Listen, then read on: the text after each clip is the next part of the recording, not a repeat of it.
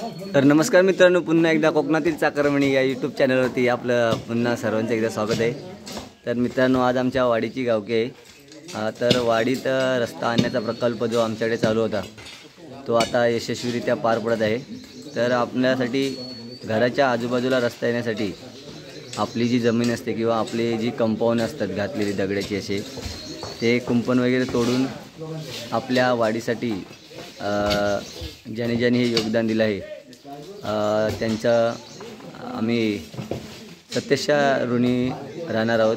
कारण स्वतःची जमीन देऊन आपल्या वाडीसाठी जेव्हा आपण आपल्या घराशी येणारा रस्ता आपण जेव्हा जोडतो, त्याच्यापेक्षा अजून जे योगदान ते काय असू शकतं। तर मुंबईवरून जे चाकरमणी आलेत बघू शकता तुम्ही, ते सुद्धा या रस्ता बनवण्यासाठी श्रमदान करत आहेत।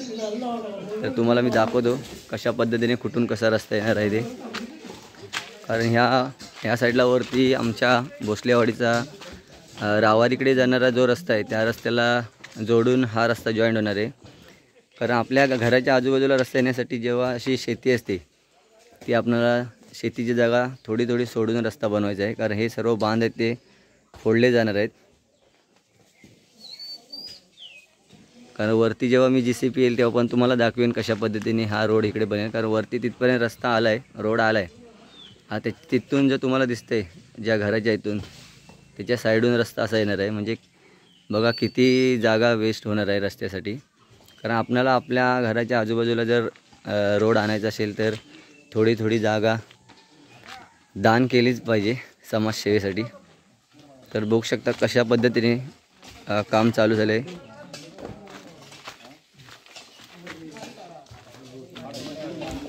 तर मित्रांनो, ह्या साईडून असा रस्ता जाणार आहे। ही शेत जमीनच आहे, ते इथून रस्ता जाईल। तर ही काजूची बाग होती, त्या काजूच्या बागेतून ही जागा दिली आहे। तर हे जागा देणारे दानशूर व्यक्तिमत्व म्हणजे आमच्या रावारी गावचे माजी पोलीस पाटील स्वर्गवासी विजयकुमार धोंडू कुष्टे यांची ही जागा आहे। आणि त्यांनी ही जागा आपल्या रावारी भोसलेवाडी जो रस्ता बनवण्यात येतो त्याच्यासाठी त्यांनी ही जागा दिलेली आहे। तर भोसलेवाडी त्यांचे खूप खूप ऋणी राहील। कारण काजू लागवड असताना सुद्धा त्यांनी ही काजू तोडून हा बांध फोडून वाडीसाठी जागा दिलेली आहे। अशी खूप जणांनी आपल्या जो वाडीत रस्ता येणार आहे त्याच्यासाठी आपापली जागा या वाडीच्या रस्त्यासाठी दिलेली आहे। तर पाहूया कशा पद्धतीने रस्ता होतो।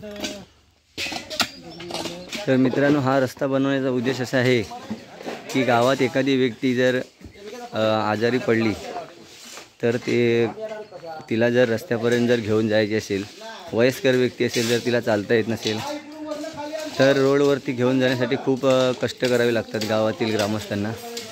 कारण गावाकडे जर तुम्ही पाहायला गेलात तर खूप कमी माणसं असतात।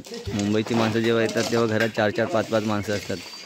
पण ऑफ सीजनला जर आपण गावात बघितलं तर वयोवृद्ध माणसं, एखादं दुसरं माणूस असतं, त्यांना डॉक्टरकडे नेण्यासाठी आपल्याला जर एखादी गाडी आणायची असेल तर आपल्या घराच्या आजूबाजूला रिक्षा वगैरे येऊ शकतं। त्याच्यासाठी हा आम्ही रस्ता बनवला आहे।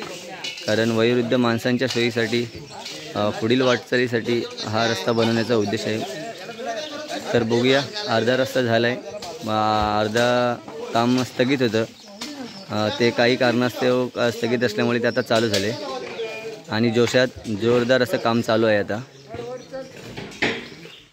बघू शकता काजूची बाग भोवती बाजूला, आणि त्या काजूच्या बागेतून नुकसान करून एवढा आपल्याला हा रस्ता दिला आहे।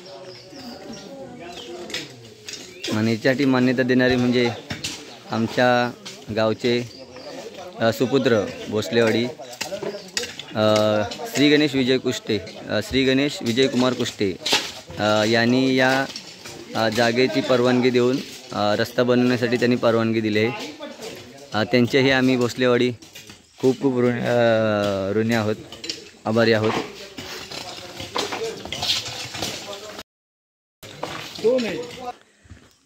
तर मित्रांनो, याच्या अगोदर अर्धा रस्ता झाला होता, तो रस्ता मी तुम्हाला दाखवतो।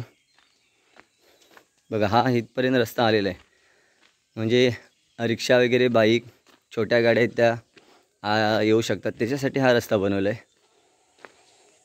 आता ह्याच्या पुढे जो आता काम चालू आहे तो रस्ता बनवायचा आहे। बघू शकता मित्रांनो की प्रत्येक वाडीतील व्यक्तींनी आपली शेतजमिनीचं नुकसान करून हे आपल्याला हा रोड बनवायला दिला आहे.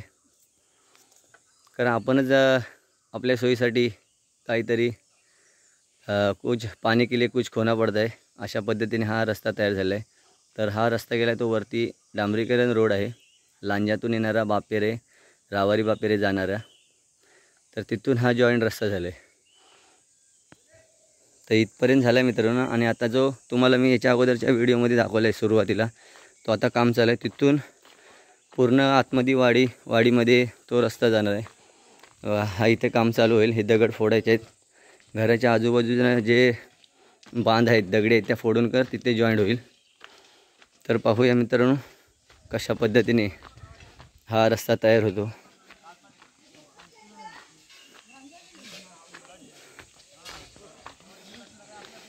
तर पुन्हा मित्रांनो आपण भेटूच की रस्ता पूर्ण झाल्याच्या नंतर कशा पद्धतीने रस्ता तयार झाला आहे ते पण तुम्हाला मी पुढील व्हिडिओला दाखवेन.